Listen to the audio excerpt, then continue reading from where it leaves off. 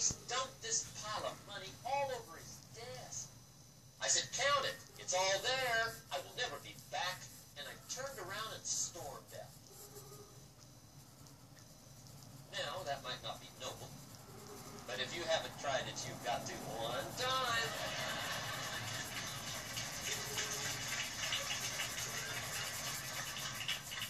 It can be the day that turns your life around. All you need is a reason to turn you on. One of my dear friends, Robert DePew, Bobby used to be a school teacher in Lindsay, Olive, the capital of the world. Bobby taught school several years, got a little weary teaching school. One day decided he wanted to get into sales. So without telling anybody, he just up and quit his job teaching school and jumped into sales. When he did, his brother made fun of him, laughed at him, put him down, said Robert's lost his mind. Had a good job teaching school, now he thinks he's a saint. He's going to go down the drain, lose everything. Just put him down something fierce. Bobby said, the way my brother acted when I got into sales, he said that made me so mad. I decided to get rich. And my question for you tonight is it possible to get that mad? Of course. Wealth is not a matter of intelligence. It's a matter of inspiration. Today, Robert happens to be one of my millionaire friends. Bobby's rich.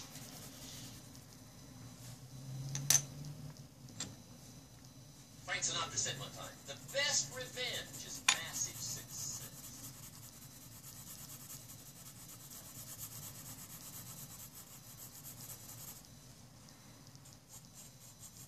Hey, get you a long enough list of reasons so that after tonight you never lack for inspiration. You might not have all the answers right away, but you can get the answers if you can get the reason. Now let me give you a little simple formula for goal setting. Okay? We take 2.5 hours on the weekend for the whole 10-year plan. We don't have time for that tonight, but let me get you started with a little simple formula Mr. Schoaf gave me. And maybe this will be helpful. First of all, I've divided goals into two parts. First is long range. Long range goals. That's your dreams. Your dreams for the next 3, 5, 10, 20, 30, 40 years. Actually, the rest of your life. Your dreams. You've got to keep dreaming. Ronald Reagan, president, said to the joint session of Congress a few weeks ago, the Republic is a dream. And if we don't keep dreaming, we will lose the Republic. Your better future is a dream for yourself and for your family. Where do you want to go? What do you want to do? What do you want to be? What do you want to see? You've got to dream dreams. There's a Bible phrase that says, without dreams and visions, people perish. You've got to have something to go for that inspires the heart and the soul. Dreams. From the children of Sanchez, it said, take the crumbs from starving soldiers, they won't die. Take the bread from hungry children, they won't cry. But without dreams, we all will die. You've got to dream. Don't lose your dreams.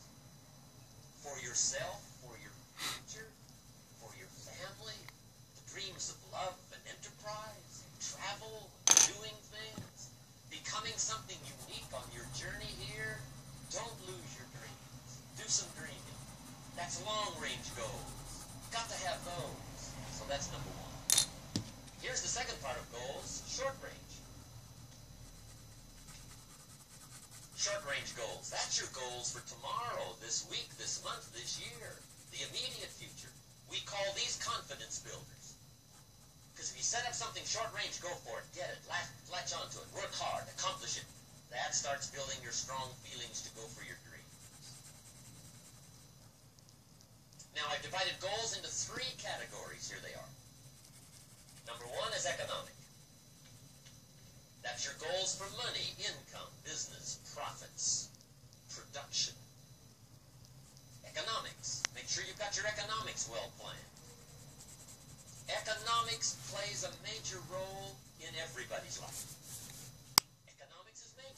which means it ought to be meticulously well planned for tomorrow, this week, this month, this year, long range. What if you asked somebody tomorrow if you could see their meticulously well-planned list of economic goals? What would they probably say?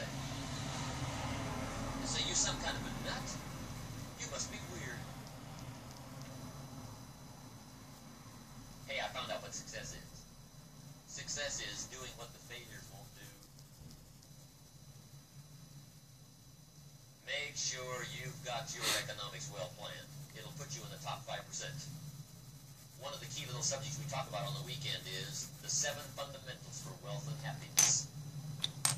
And that's one of them, well-planned economics. It's a fundamental if you want to do well. Join the top 5%.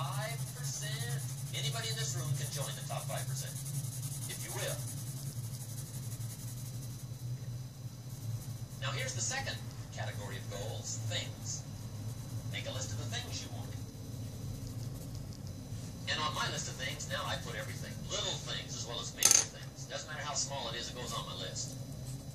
I used to just put major things, cars, homes. I don't do that anymore. I now load my list with everything. Everything. And the reason is, part of the fun of having a list is checking it off. That's it. Boy, at the end of the day, if you go, got it, whatever it is, right? You get into the habit. So load up your list, the things you want. Now, when you check off something major, celebrate. That's an important point to make. Celebrate your achievements. Live it up. Have a party when you reach something you've worked for a while. See, we all grow from 2 experiences. One is called the pain of losing.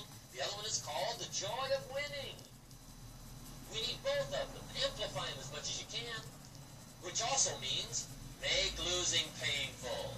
If you set up something, fooled around, didn't get it, put it on yourself. On the other side, if you did get it, congratulate yourself. Self-congratulations is a sign of maturity. Seeking congratulations is a sign of immaturity. But hey, winning and losing, see, that's what it's all about. That's the name of the game. Now, some people lead such mediocre lives, at the end of the day, they don't know whether they're winning or losing. They've got no clue. Guy's just going through the day with his fingers crossed. There's a better way. Okay, here's the third category of goals, personal development. Put those goals together. Personal development goals. That's your goals to be stronger, more decisive, be a speaker, be a leader, learn a language, all kinds of skills. The whole weekend seminar was designed to improve all of your skills so that you walk away more skillful. And that's what you want, the personal development skills. That's what attracts, that's what brings good things to your life, the person you become more skillful. Now, this is quite a package to work on. Economics, things, personal development. For tomorrow, this week, this month, this year, long range. Okay? That'll get you started. Now, here's the simple formula for setting goals. It goes like this. A, work on your goals. That's step 1. Work on them. And I put the word work there deliberately. Setting goals is plain hard work. I don't want to kid you. We haven't come here tonight to kid each other. It's work. I know it's work. That's why a lot of people just let it slide. It's work.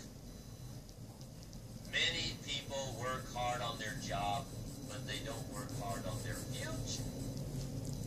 They just let that slide. And the work involved is making plans. I know most people don't. I understand that. But don't let that be you. Guy says, well, yeah, you work where I work. By the time you struggle home, it's late. You got to eat a bite of supper, watch a little TV, get to bed. You can't sit up half the night. Plan, plan, plan. And the guy's beat. Good worker, hard worker, sincere. But you've got to be better than sincere, working hard.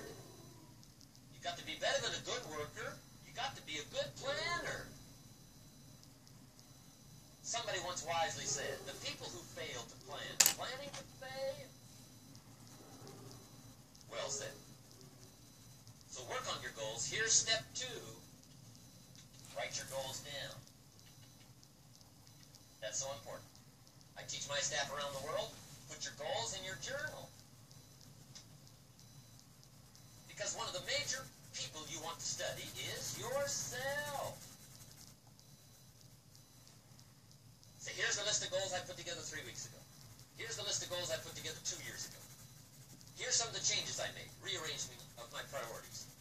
I scratched these off. I put these on. I've gotten these. Study your accomplishments. Study what your desires are. Put them on paper. Write them down.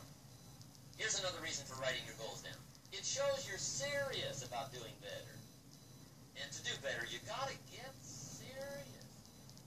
You don't have to be grim, but you must be serious. Everybody hopes things will get better. Everybody hopes. Poor people hope. That ought to tell you something. It means the future does not get better by hope. It gets better by plan. I used to have the affliction called passive hope. It's an affliction. It's bad. Probably what's even worse than that is happy hope. Now that is really bad. That's bad. Happy hope. The guy's 50 and he's broke and he's still smiling. See, that's not good. So get serious about your goals. Put them on paper. Write them down. There's all kinds. His goals, her goals, their goals. Business goals, financial independence goals, family goals. I mean, there's so many things to work on this that if you don't get busy and work on it, sure enough, the time will pass. And sure enough, 5 years from now, you will wind up where you don't want to be, wearing what you don't want to wear, driving what you don't want to drive, being what you don't want to be. Now's the time to fix it. Now, here's the third step to your goals. Check the size of your goals and the kinds of goals. How big they are, what kind they are, affects you. And here's one of the important phrases of the evening. Your goals are affecting you, whatever they are. Your goals affect your handshake. Your goals affect your attitude, personality. Your goals affect the way you walk, the way you talk, the way you dress. All day long, we're being affected by our goals. Now, some people have goals, but they have such lousy goals. The effect is bad. I asked a guy one time, what are your goals for this month? The guy said, look, if I could just scrape up enough money to pay these lousy bills. That was his goal. I'm not saying it isn't a goal. It's a goal, but it's such a lousy goal, the effect is bad. You don't jump out of bed on Monday morning and say, oh boy, another chance to go out and scrape up the money to pay my lousy bills. See, you don't do that. Usually you say, oh, not another Monday.